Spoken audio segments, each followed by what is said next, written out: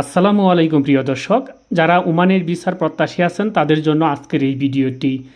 এই যে ওমানের ভিসা নিয়ে নতুন তথ্য দিলেন ওমানের মন্ত্রী, সেটা হচ্ছে 25 তারিখের একটি নিউজ। সেটা হচ্ছে আমাদের দেশের স্বাধীনতা 26শে মার্চের স্বাধীনতা উপলক্ষে বাংলাদেশের সাধারণ সকল জনগণকে শুভেচ্ছা জানাচ্ছেন এবং সেই শুভেচ্ছার মধ্যে তারা ভিসা নিয়ে একটা তথ্য দিলেন, যে তথ্যটা শুনলে আসলে অনেকেই শিউরে উঠবেন যে আসলে যে প্রত্যাশা আশা ছিল সেই প্রত্যাশা আশার চেয়ে অনেক কিছু ঘটে গেছে। তো চলুন আমরা দেখে আসি আসলে কি সুখবরটা ছিল। গত বছরের শেষের দিকে জিসিসির একক ভিসা পুরোপুরি কার্যকর হওয়ার পরিকল্পনা থাকলেও তা এখনও বাস্তবায়িত হয়নি, বরং এই ভিসার সুবিধা চালু হতে আরও বিলম্ব হতে বলে ইঙ্গিত দিয়েছেন ওমানের অহিত ও পর্যটক মন্ত্রী সালেহ আল মাহরুকি। শুরা কাউন্সিলে দেওয়া এক বক্তব্যে তিনি জানান, নিরাপত্তা এবং সরকারি সংস্থাগুলোর মধ্যে আন্তঃসংযোগের জটিলতার কারণে এখনই ভিসার সুবিধা চালু করা যাচ্ছে না।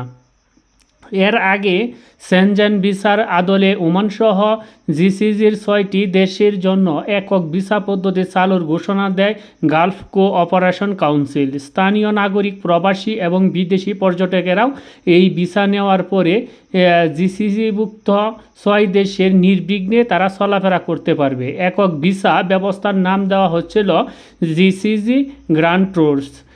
ওমান ছাড়াও এর আওতায় রয়েছে সৌদি আরব, সংযুক্ত আরব আমিরাত, বাহরাইন, কুয়েত ও কাতার। আমিরাতের অর্থনৈতিক বিষয়ক মন্ত্রী আবদুল্লাহ বিন তোক আল মারি বিশেষ এই ভিসার উদ্বোধনীয় দিনে ঘোষণা দেন। নতুন এই ভিসার 6টি দেশে 30 দিনের বেশি অবস্থান করা যাবে। তবে ওমানে থাকা বাংলাদেশিরা এই ভিসার সুবিধা পেলেও নতুন করে যারা ওমানে যেতে আগ্রহী তারা কতটা সুযোগ নিতে পারবেন তা নিশ্চিত নয়।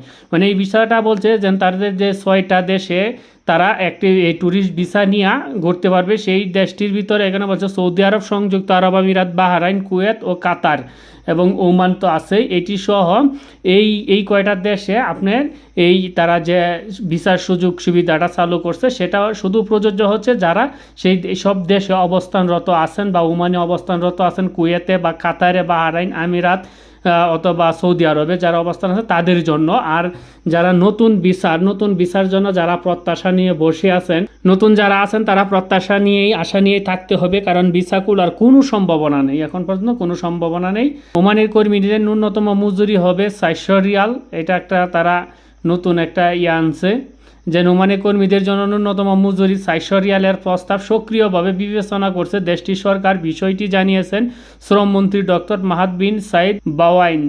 তবে প্রবাসী কর্মীদের বদলে এই সিদ্ধান্তে বরং ওমানিরাই উপকৃত হবেন। স্থানীয় একটি রেডিও চ্যানেলের সঙ্গে একান্ত সাক্ষাৎকারে শ্রমমন্ত্রী বলেন, 400 ওমানি রিয়াল সরকারের পছন্দের অঙ্ক হলেও সিদ্ধান্তটি এখন পর্যালোচনাধীন। তিনি বলেন, সরকারের অবস্থানে ন্যূনতম মজুরি 400 রিয়াল নির্ধারণের পক্ষে, তবে এটি আরও মূল্যায়ন সাপেক্ষে এটি একটি প্রস্তাব। তিনি জানান, চূড়ান্ত সিদ্ধান্ত নেওয়ার আগে সংশ্লিষ্ট কর্তৃপক্ষ, মন্ত্রিপরিষদ এবং সম্প্রাসঙ্গিক অন্যান্য স্টেক হোল্ডারদের দিয়ে প্রস্তাবটি ভালো মন্দ মূল্যায়ন করা হবে। যোগ্যতা নির্বিশেষে ওমানিদের জন্য বর্তমান ন্যূনতম মজুরি 325 রিয়াল। সেই অঙ্কটা আরও একটু বাড়ানোর বিষয়ে পরিকল্পনা চলছে।